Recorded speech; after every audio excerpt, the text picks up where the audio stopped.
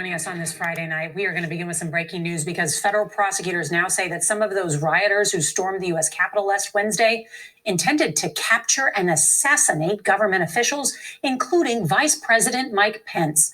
And tonight, we're learning chilling new details about just how close they were to their target.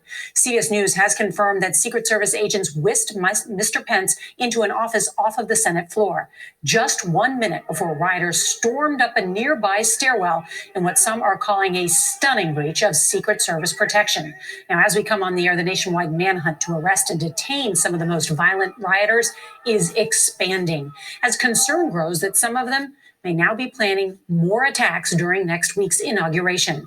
There's also this. Investigators say there is mounting evidence the insurrection may have been carefully planned, pointing to videos and eyewitness accounts of groups wearing military-style gear and using SWAT-style hand gestures.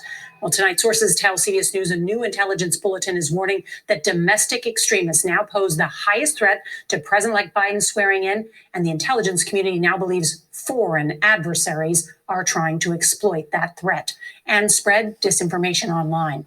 So here in D.C., the city is now completely locked down by police and the National Guard, days ahead of what is supposed to be a peaceful transfer of power. Well, we've got a lot of new reporting tonight for you and your family. Our team is standing by. CBS's Jeff Begaze is going to lead us off tonight from right here in Washington amid the security. Good evening, Jeff. Nora, and you know this, normally on a Friday night, this part of D.C., it would be packed with people in cars. Right now, all we see are these tall fences here, these barricades right here, and National Guard members all over the city. In the coming days, they're going to be about 25,000 strong.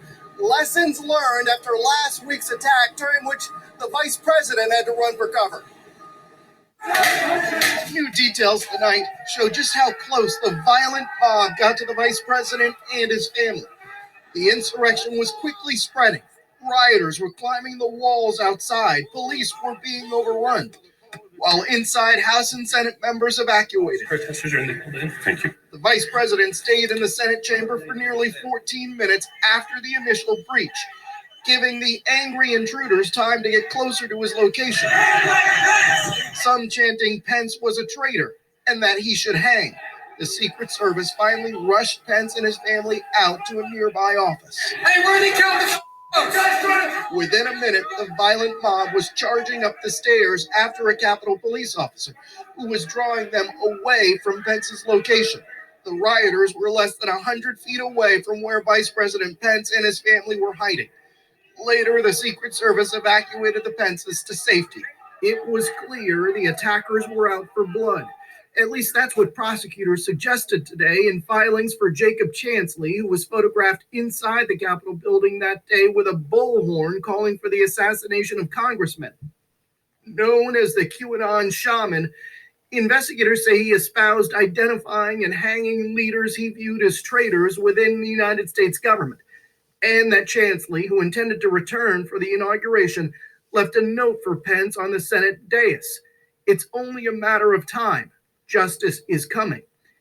In the days since the attack, justice has come for the rioters. The FBI has about 300 cases against people in the mob, a number that is expected to grow exponentially. Peter Stager, who was seen in this video beating an officer with a flagpole, has been taken into custody. Also charged, Jennifer Lee Ryan, who traveled to Washington from Texas in a private jet. In a Facebook Live post recovered by investigators, she was captured on camera saying, "We are going to effing go in there. Life or death, it doesn't matter. Here we go." Prosecutors are also looking into whether there was coordination among people or groups in the mob. Tonight, Capitol Police opened an investigation into whether some members of Congress helped the protesters plan their assault. To prevent a repeat of the Capitol attack, Washington, D.C. has turned into a fortress in what looks like wartime footing. D.C.'s mayor says heightened security may be the norm after the inauguration. So we all have to think about a new posture. We certainly have to think about a new posture in the city. And tonight, there is still a lot of work to be done. You can see behind me, they're still placing some of these big barricades days, and you can expect to see security similar to this in all 50 states amid these threats for potential violence. Nora. Never seen our nation's capital like this. Jeff Begays, thank you. All right, y'all. Now, you know, what had happened was the story actually was about this Jake and Jilly, and he wants to get out of jail and be pardoned. Well, they said he will remain in custody until the day of his trial. So at this point in time, he will not be getting out. He wants, just like the real estate agent there that flew her behind in there talking all kinds of crap. And see, that's how many of them got caught.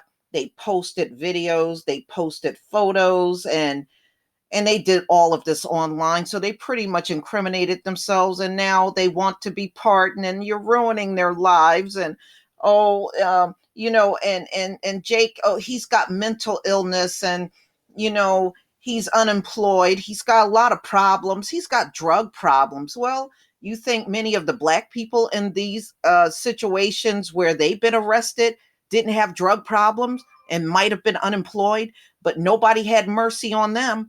No, he shouldn't get out of jail. No, he should not be pardoned. I want the same thing for Jake that y'all want for any Black man on any given day in America when it comes down to their arrest. That's what I want for Jake. I want the same thing for him. So, ladies and gentlemen, as you can see, the list of people that they're looking for is growing each and every day. And just looking at that footage, you saw how violent it was in there. It was extreme violent inside that building. Extreme. And they're talking about assassinating Pence and other people. And yeah, this thing is getting deep. And it's far worse than anything we've ever seen. And as you notice, they're going to be releasing more footage of what happened inside of that building. And each footage just seems to get worse and worse and worse.